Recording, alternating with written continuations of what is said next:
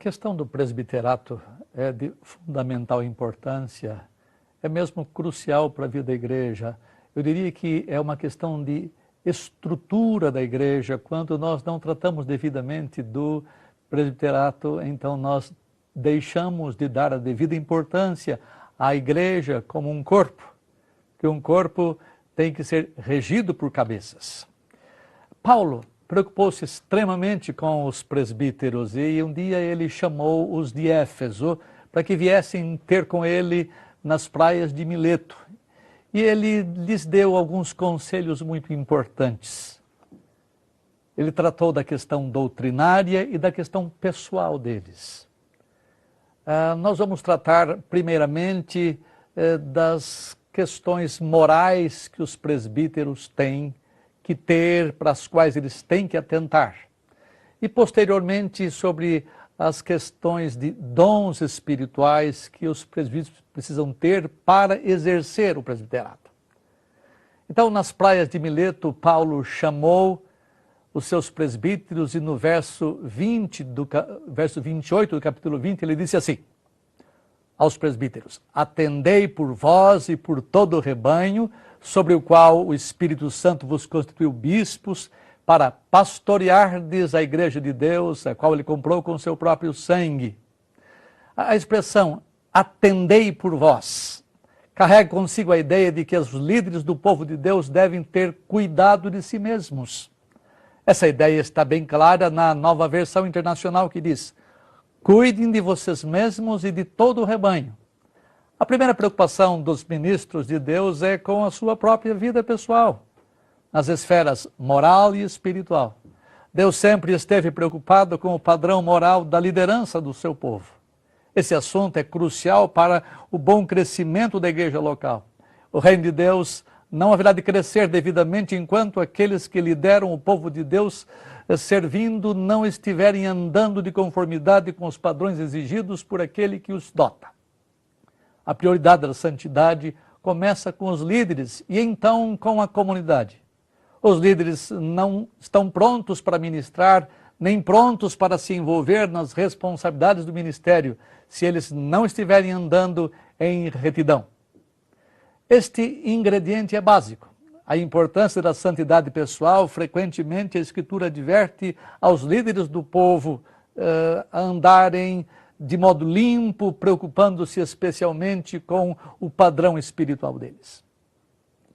Veja a exortação de Cristo aos discípulos sobre eles cuidarem de si mesmos. Lucas 21, 34 diz: acautelai-vos por vós mesmos, para que nunca vos suceda que os vossos corações fiquem sobrecarregados com as consequências da orgia, da embriaguez e das preocupações deste mundo, e para que aquele dia não venha sobre vós repentinamente como um laço.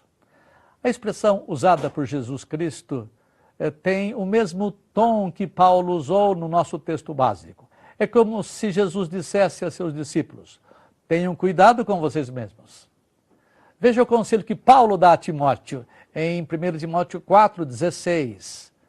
Tem cuidado de ti mesmo, Timóteo, e da doutrina. A prioridade no ministério é o presbítero ter cuidado consigo mesmo, porque alguns não estão levando isso em consideração, trazendo ruína sobre si mesmos, sobre a igreja. Alguns cuidam primeiro da doutrina, mas se esquecem da santidade pessoal. E quando isto acontece, há ruína sobre a família e sobre a igreja. Cuidem do caráter de vocês, primeiramente, e então cuidem do credo, isto é, do conteúdo do que se crê. Esta é a chave para se desenvolver um grande ministério presbiteral. Paulo, escrevendo a Timóteo 2, 21, 22, diz assim: assim, pois, se alguém se purificar desses erros, será utensílio para a honra, santificado e útil ao seu possuidor, estando preparado para toda boa obra, foge ao tosim das paixões da mocidade, segue a justiça, a fé, o amor, a paz, com que de coração puro invocam o Senhor. Há alguns vasos que Deus pode usar e outros que Ele não usa. Não há ministério algum para um ministro que não seja santo. Você pode até ter títulos ou ofícios na igreja, mas se não há santidade em sua vida, você não exercerá liderança abençoada. Usualmente Deus não haverá de trabalhar através de você. Você deve ser um vaso de honra e santificado. Deus usa santos instrumentos. Seja um deles. 1 Coríntios 9, 25 a 27 diz assim: todo atleta que em tudo se domina, aqueles para alcançar uma coroa incorruptível, nós, porém, diz Paulo, para a incorruptível. E assim diz ele: corro também eu, não sem meta, assim luto não como desferindo golpes ao ar, mas esmurro o meu próprio corpo e o reduzo à escravidão, para que, tendo pregado a outros, não venha eu mesmo a ser desqualificado. Paulo sabia que se a santidade pessoal cessasse de existir em sua vida, a eficácia do seu ministério também cessaria. Eu sou útil no serviço de Deus somente quando vivo uma vida limpa, tendo a vida purificada pelo Espírito de Deus. Veja quantos homens estão sendo desqualificados para o exercício do ministério da palavra de Deus hoje em dia. Por algumas razões, simplesmente porque não dominam as suas paixões e também porque não lutam segundo as normas. Eles se esquecem de aplicar as leis de Deus às suas vidas. Eles se preocupam somente com os outros, mas consigo mesmos. Eles acabam se tornando vasos inúteis, vasos que trazem desonra para o Senhor entre os homens. Quando o ministro não luta segundo as normas estabelecidas por Deus, ele não está visando alcançar a coroa incorruptível, apenas o prestígio dos homens, uma coroa que logo se corrompe. Quando não primamos pela vida de retidão, logo perdemos a fama e destruímos o nosso ministério. Conte quantos já têm sido desqualificados. A limpeza de caráter, a retidão de vida e o conteúdo básico para a liderança cristã. Não é o carisma pessoal, nem o poder de persuasão, mas a proximidade de vida com Deus que torna abençoado o nosso ministério. Um vaso de honra é um vaso qualificado, que alcança o prêmio de coroa incorruptível. Nós precisamos de líderes assim, de homens que primem pela santidade pessoal. Essa santidade pessoal tem vários aspectos.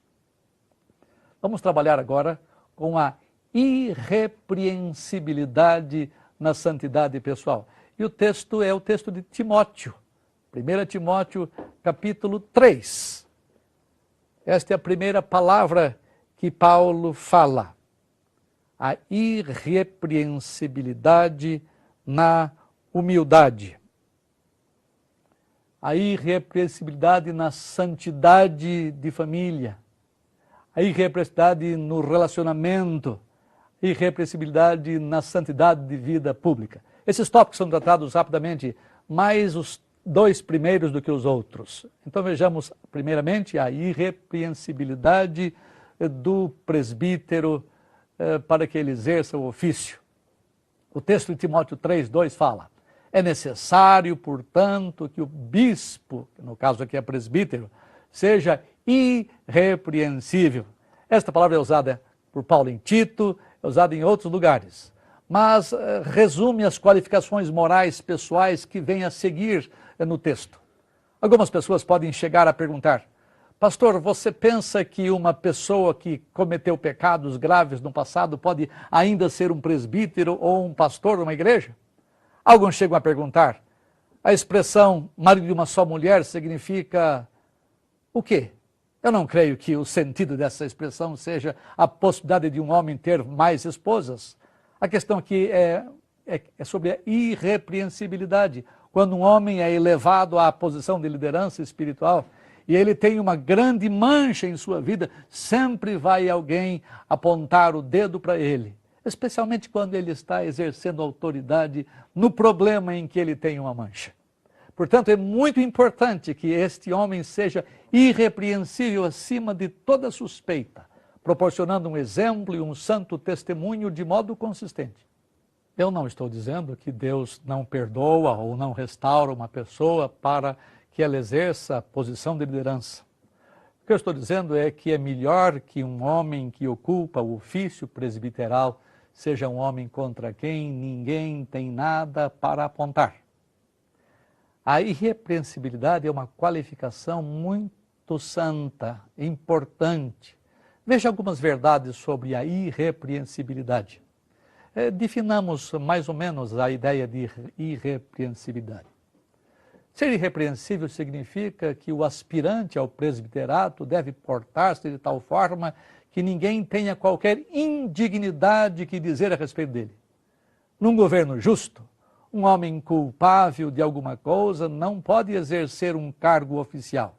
Ao contrário, ele deve ser condenado por sua repreensibilidade.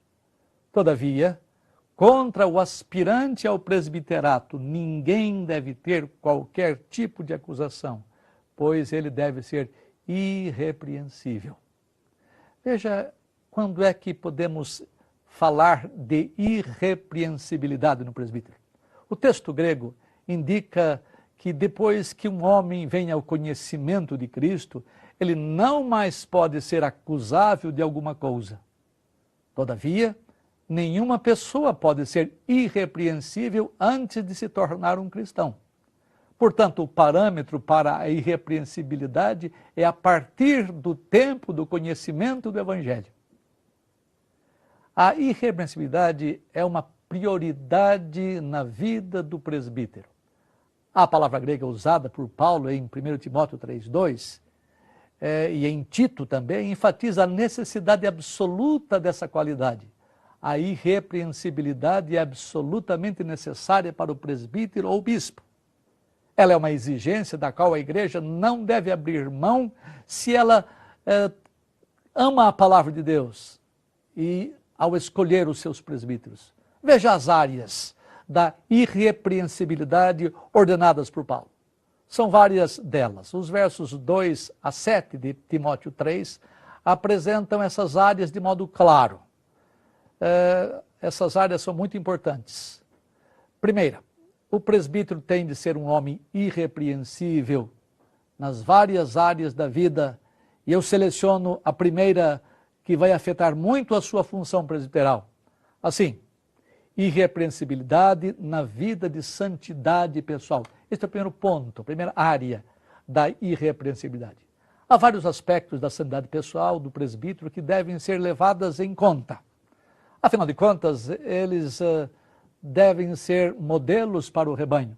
Isso Paulo e Pedro falam em 1ª carta, capítulo 5, verso 3b. Paulo diz que os bispos devem cuidar de si mesmos, Atos 20 e 28, que já lemos. A preocupação com a santidade pessoal é algo imprescindível para o exercício do presbiterato. Se um homem não é modelo para outras pessoas o seguirem, ele não pode exercer o ofício porque perde a autoridade.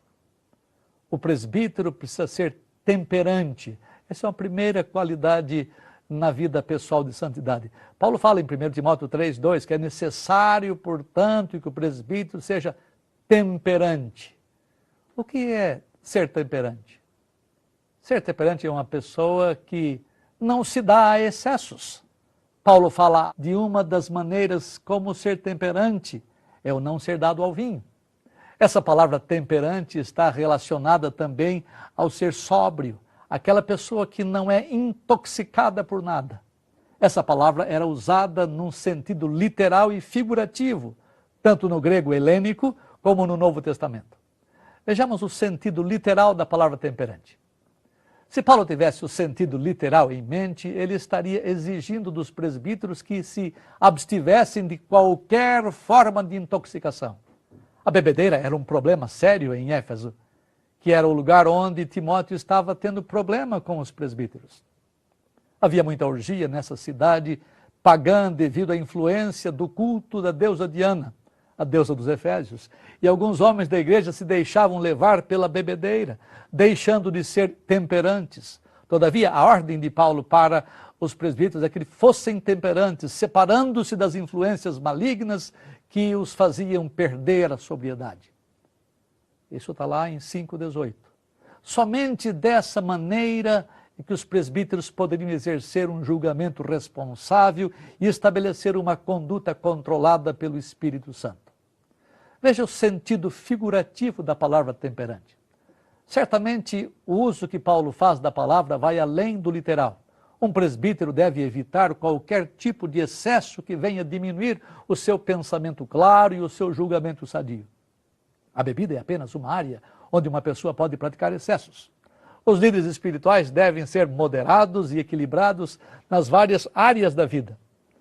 William Hendrickson diz num dos seus comentários, referindo-se aos presbíteros, que os prazeres deles não são primariamente os dos sentidos, como os prazeres de um beberrão, por exemplo, mas os prazeres da alma. Um outro exemplo de temperança é em relação à vida sexual. Deus exige do presbítero que tenha uma só mulher, sem se deixar levar pela lascívia da sociedade da época e de hoje, possuindo o equilíbrio tão necessário para o exercício de seu governo sadio nas coisas espirituais. Uma segunda qualificação é que o presbítero não pode ser dado ao vinho. É necessário que ele não seja um bebedor de vinho. Então, esse é um dos exemplos de ser temperante. 1 Timóteo 3,2 mostra que é necessário, portanto, que o bispo seja não dado ao vinho. O que significa isso? Como é que eu posso definir isso? A palavra grega que é traduzida como não dado ou dado ao vinho, poroinos, significa aquele que bebe. Ela não se refere a um beberrão necessariamente, o que seria uma desclassificação óbvia para o presbiterato, mas ela trata aqui da reputação de um homem. É ele conhecido como um bebedor? Estudamos sobre a palavra temperante, que se refere a uma pessoa que não é intoxicada, mas equilibrada. A palavra grega poroinos se refere às associações de uma pessoa. Tal pessoa não frequenta bares, tavernas ou lugares onde se conhecem e que se fazem os beberrões. A ideia é se seu estilo de vida não se associa à de um bebedor. Veja a exemplificação disto. A mesma qualificação é exigida dos diáconos, no verso 8. Veja o que dizem alguns textos sobre o assunto. Por exemplo, Provérbios 31:4 diz assim: não é próprio dos reis, isto é, daqueles que estão investidos de autoridade, beber vinho, nem dos príncipes desejar bebida forte, para que não bebam e se esqueçam da lei. Levíticos 10:9. Deus proíbe os sacerdotes da bebida forte. Aqueles que possuem deveres espirituais não devem ser bebedores de muito vinho, para que não sejam conhecidos como inclinados à bebida, nem tenham seus deveres espirituais prejudicados. Aqueles que estão em liderança espiritual devem pôr à parte de qualquer coisa que venha distorcer sua capacidade de julgamento ou de sua capacidade de testemunhar. A vida deles deve ser exemplar. Uma outra característica moral é que o presbítero precisa ser sóbrio. 1 Timóteo 3,2 diz: é necessário que o presbítero seja sóbrio. Está lá também em Tito 1:7-8. A ideia trazida pela palavra grega é a de ser disciplinado ou ter domínio próprio.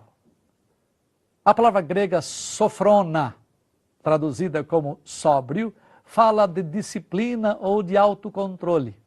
Ela é o resultado daquele que é temperante, no verso 2c.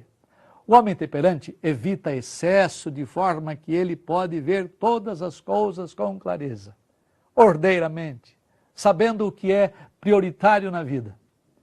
Essa sobriedade também é exigida das mulheres idosas, em Tito 2:2, e das mulheres que exercem funções diaconais na igreja, 1 Timóteo 3:11. Veja a aplicação desse termo. Com relação à seriedade, a palavra grega indica uma pessoa que é séria nas coisas espirituais. Tal pessoa não deve ter a reputação de um palhaço, de alguém que distrai pessoas. Contudo, isso não significa que ela deva evitar o humor que qualquer bom líder é capaz de ter. Alguns homens são frívolos mentalmente, mas quanto mais eles servem a Cristo e observam a vida, mais eles veem as coisas da perspectiva de Deus. E à medida que o tempo passa, a frivolidade deles é temperada por seu entendimento aumentado da desgraça que a desobediência a Deus traz. Isto é parte de uma pessoa sóbria. Isto não significa que uma pessoa não deva rir dos momentos bons da vida, mas até o humor deles é cheio de seriedade de vida e de ministério. Com respeito ao bom julgamento, num sentido mais amplo, a palavra grega sofrona fala de uma pessoa com uma mente segura. Essa pessoa não é tempestuosa, mas ponderada e precavida nos julgamentos que faz. A ideia de seriedade contém essa ideia de ponderação. Veja ainda com respeito ao pensar correto. Uma vida disciplinada é o produto de uma mente disciplinada. Essa espécie de pessoa pensa a respeito do que é realmente importante, não nas coisas insensatas. Filipenses 4:8 fala que nós temos que pensar nas coisas santas, nas coisas puras, e aquele que possui sobriedade vence as luxúrias da carne por treinar sua mente a responder à verdade de Deus. Isto é possível somente através do poder reinante de Cristo em sua vida. Filipenses 4:13. Agora, há mais uma qualidade moral no texto de Timóteo. É necessário que o presbítero seja modesto. A tradução melhor para modesto é, curiosamente, ordeiro. Veja a definição do termo.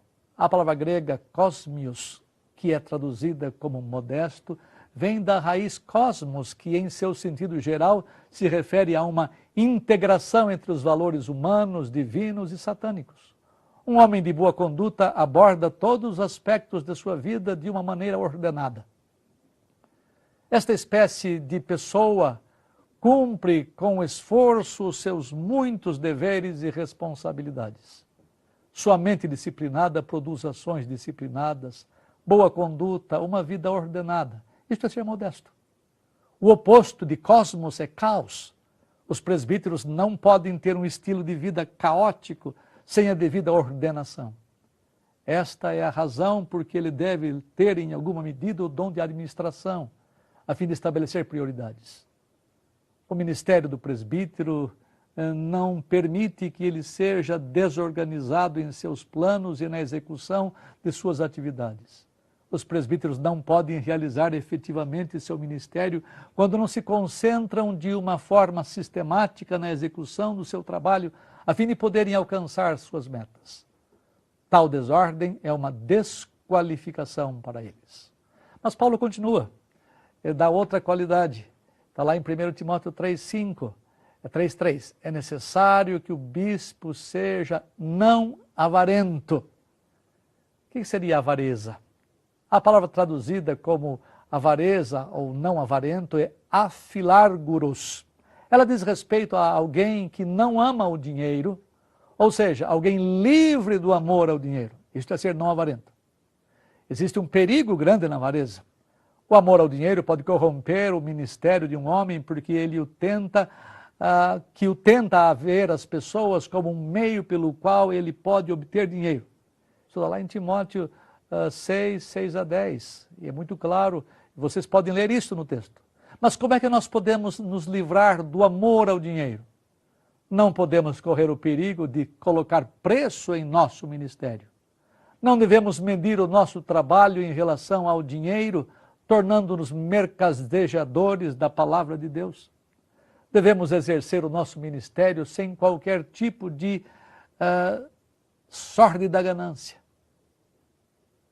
Um presbítero deve ser moralmente qualificado para ser bom líder na igreja local.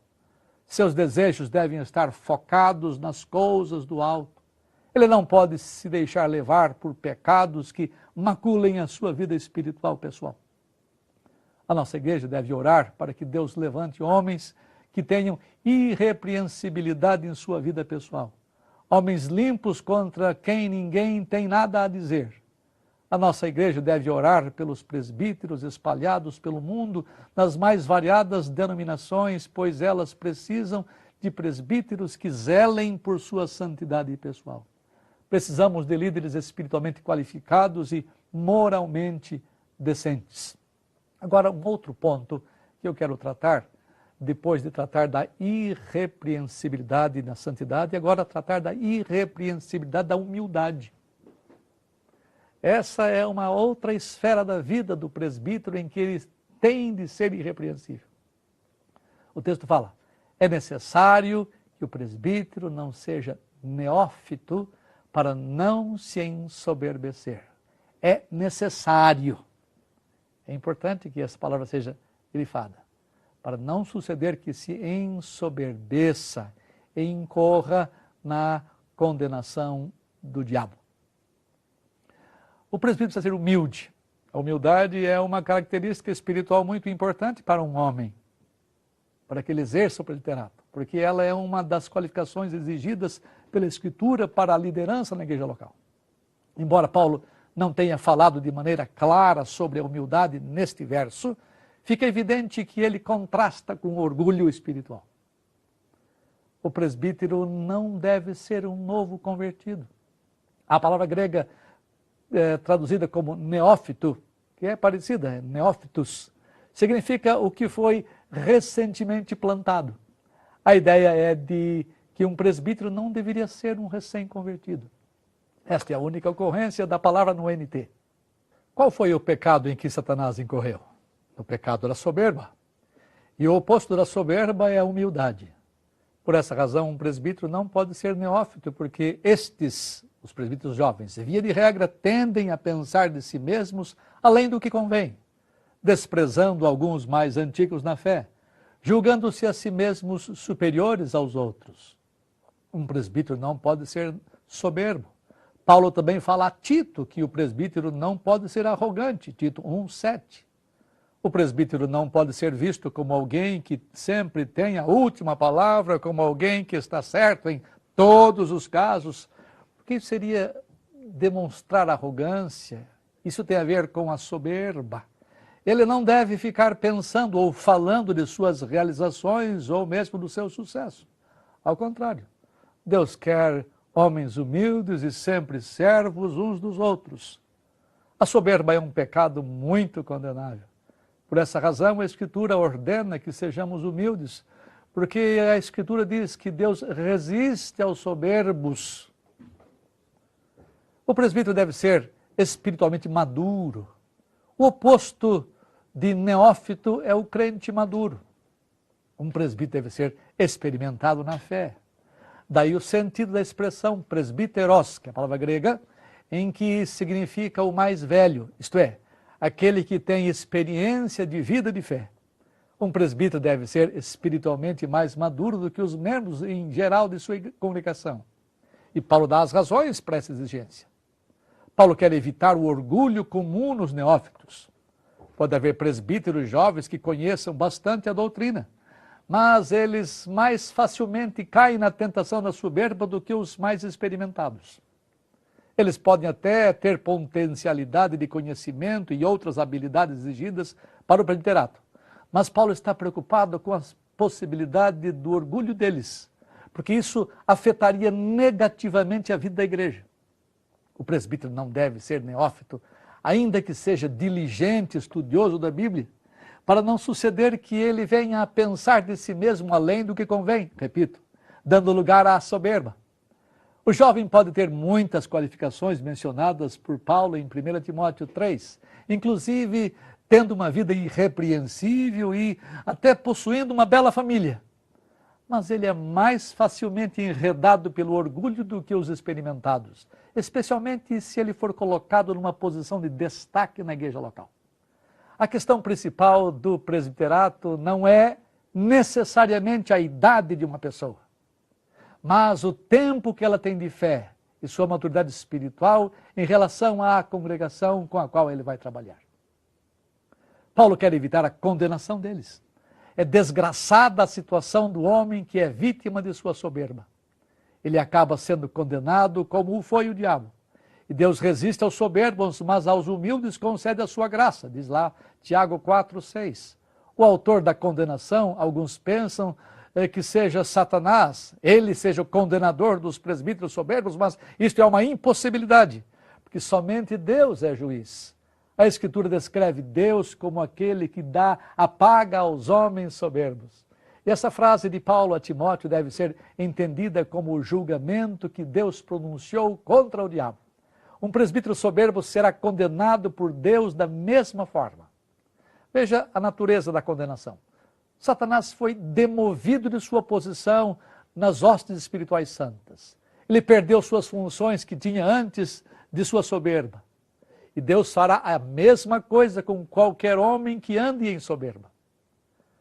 O pecado do diabo foi o orgulho.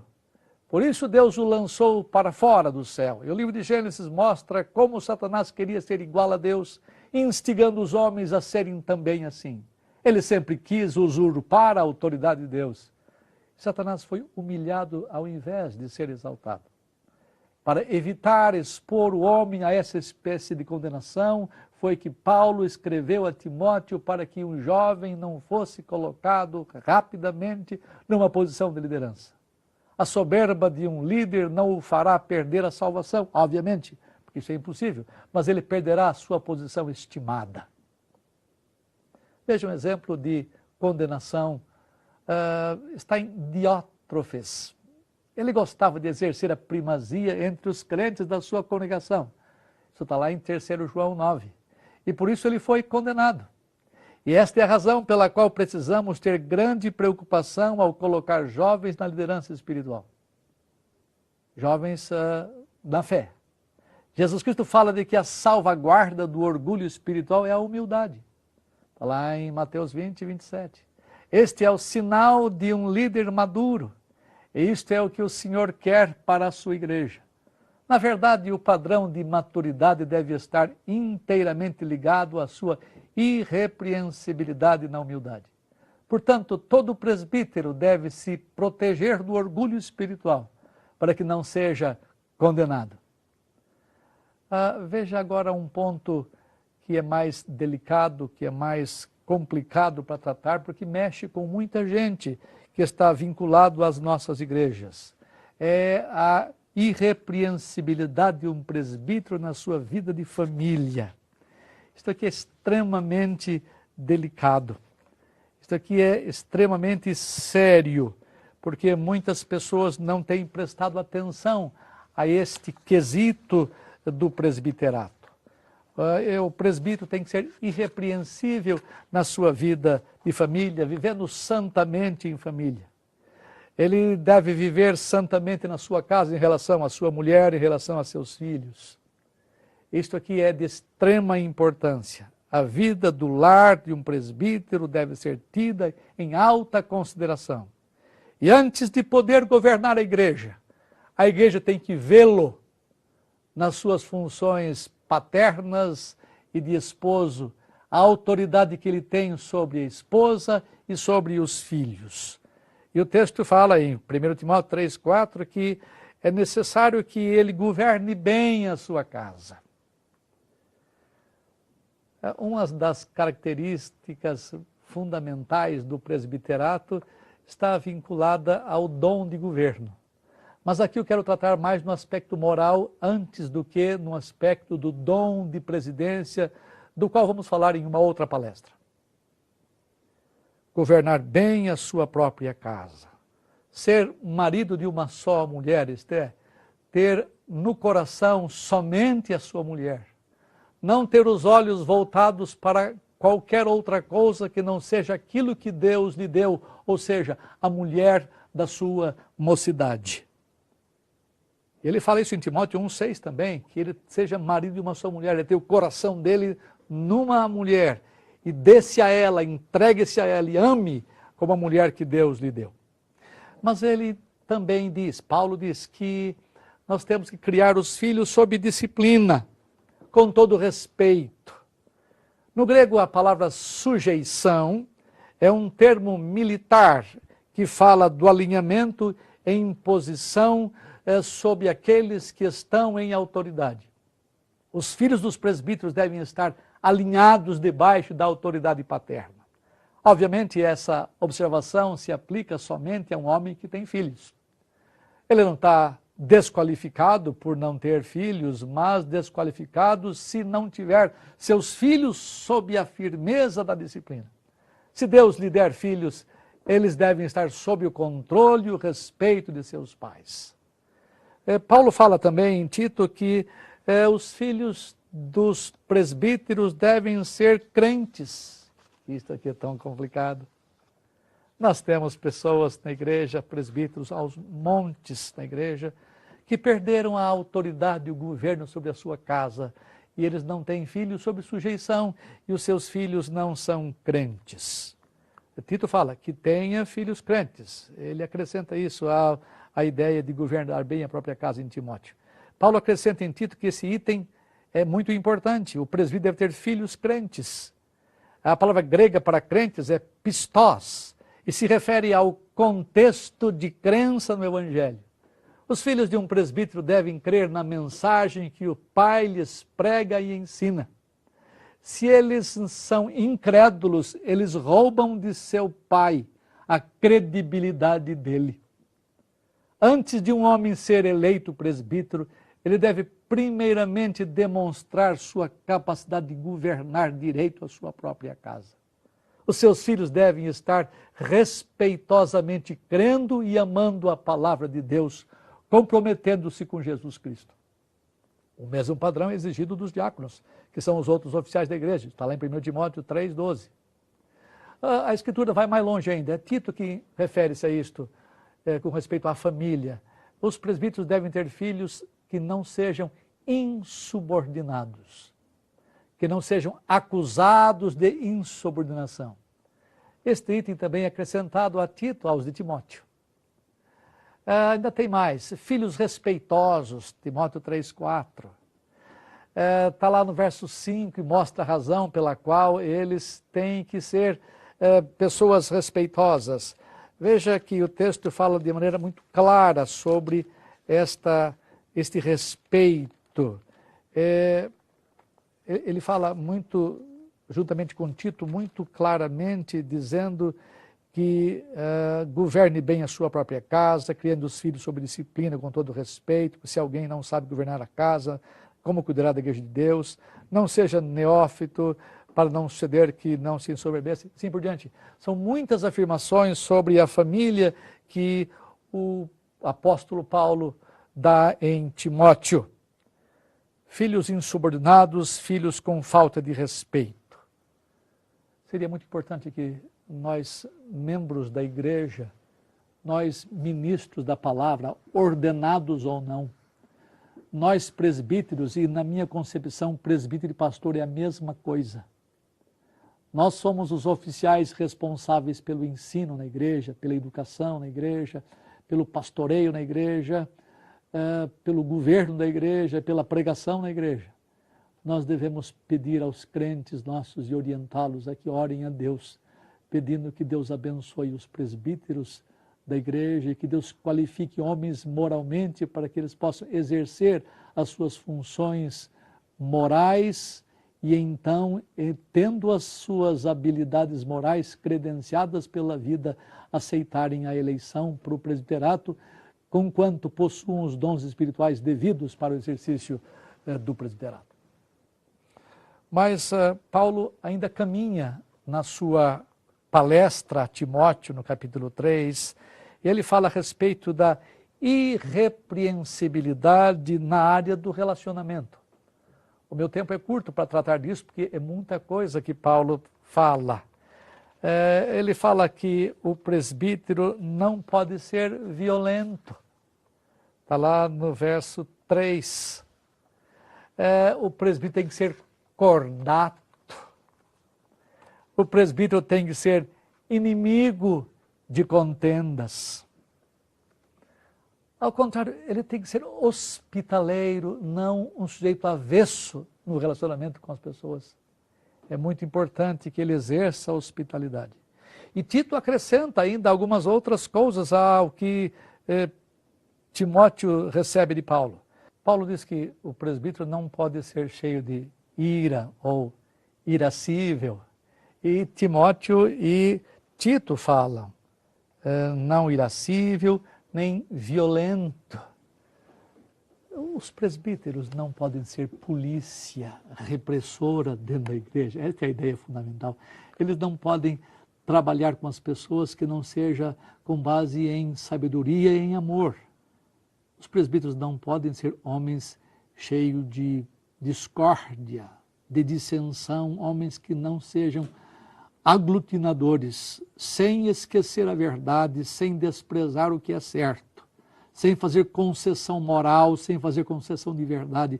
Eles devem procurar se relacionar bem com as pessoas, procurar viver bem com elas, como manda a Escritura em Jesus Cristo, vivermos em amor uns com os outros.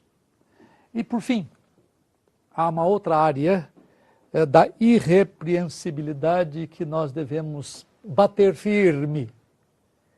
E esta é a da irrepreensibilidade na santidade da vida pública. Paulo fala em 1 Timóteo 3,7 que o presbítero ou o bispo tem que ter bom testemunho dos de fora. Bom testemunho dos de fora. Isso quer dizer que o presbítero deve ser conhecido não somente dentro da sua congregação, mas dentro da sociedade onde ele vive, isto é, onde ele trabalha, onde ele exerce as suas funções, quer como um homem que ganha o pão de cada dia, ou se ainda relativamente jovem, que ainda estuda para ganhar a vida, ele deve ter um bom testemunho das pessoas, isto é, as pessoas que convivem com ele devem falar bem dele, por causa da irrepreensibilidade dele. A santidade é alguma coisa extremamente fundamental. Por isso que Paulo fala assim, no texto básico que nós lemos, logo no começo da nossa palestra, que o bispo deve cuidar de si mesmo, deve atentar para si mesmo, deve procurar viver uma vida de retidão perante Deus e perante os homens. Observe as várias características que nós mencionamos, as várias áreas em que a santidade é necessária, que a irrepreensibilidade é necessária. E nós precisamos mais de homens que aspirem o episcopado, mas que sejam conhecidos por sua vida limpa, diante da igreja, dentro das quatro paredes da igreja, na comunidade cristã, e sejam conhecidos por sua integridade onde vivem a vida de cada dia. A igreja desesperadamente precisa de homens assim. Do contrário, ela nunca será a igreja que Deus preceitua que ela seja. Assim Deus nos abençoe. Amém.